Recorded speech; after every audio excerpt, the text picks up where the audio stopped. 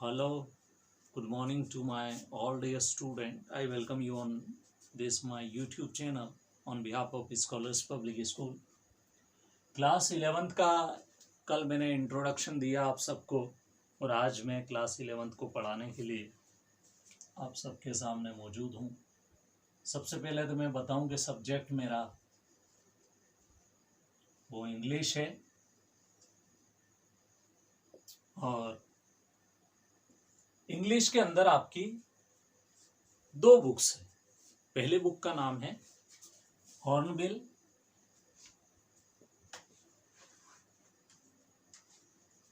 और दूसरी बुक का नाम है स्नैपशॉट। ये दो बुक्स आपकी चलेगी इस बार। पहले इसमें नॉवेल्स भी थे दो,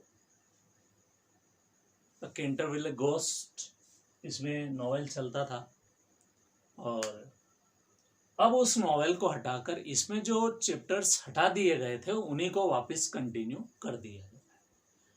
तो अब आप सिर्फ आपको दो बुक्स पढ़नी है। वो दो बुक्स के नाम मैंने आपको दे दिए हैं और इसके लेखक हैं इसके a portrait of a lady, जिसका नाम है चैप्टर का, उसके लेखक हैं खुशवंत सिंह। खुशवंत सिंह ये काफी प्रोमिनेंट इंडियन राइटर हैं।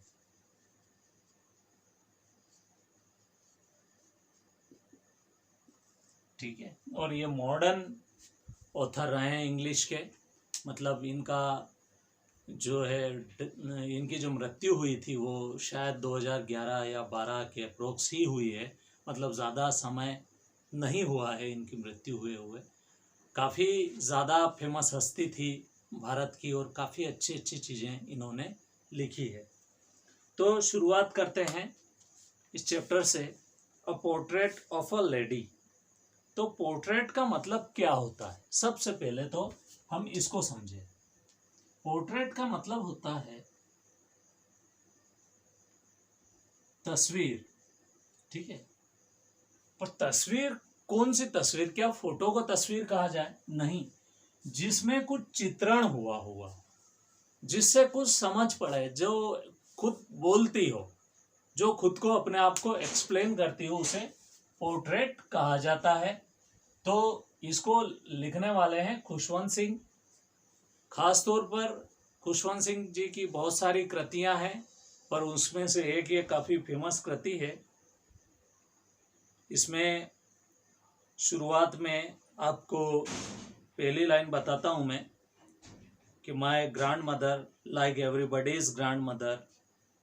मेरी जो दादी माँ थी वो सबकी दादी माँ जैसी ही थी। मतलब आप समझ रहे हैं, वो ये कहना चाह रहे हैं कि मेरी दादी माँ कोई अनोखी नहीं थी, वो भी दादी जैसी ही दिखती थी।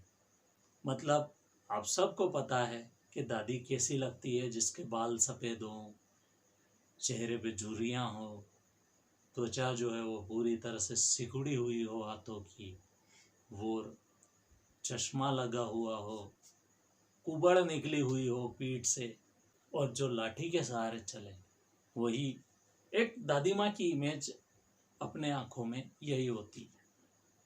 खैर, मेरी दादी माँ भी सबकी दादी माँ जैसी ही थी। वॉज एन ओल्ड वुमन, और वो भी कौन थी?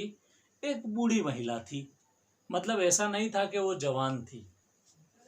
She had been old and wrinkled for 20 years that I had known her।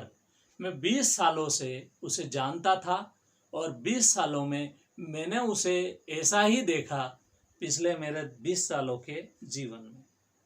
वो बूढ़ी ने भी नहीं हुई और वैसी की वैसी ही दिखी मुझे। People said that she had once been young, pretty, had a husband। मुझे लोग कहते थे कि वो किसी ज़माने में काफ़ी खूबसूरत थी, प्रीटी थी और उसके पति भी थे।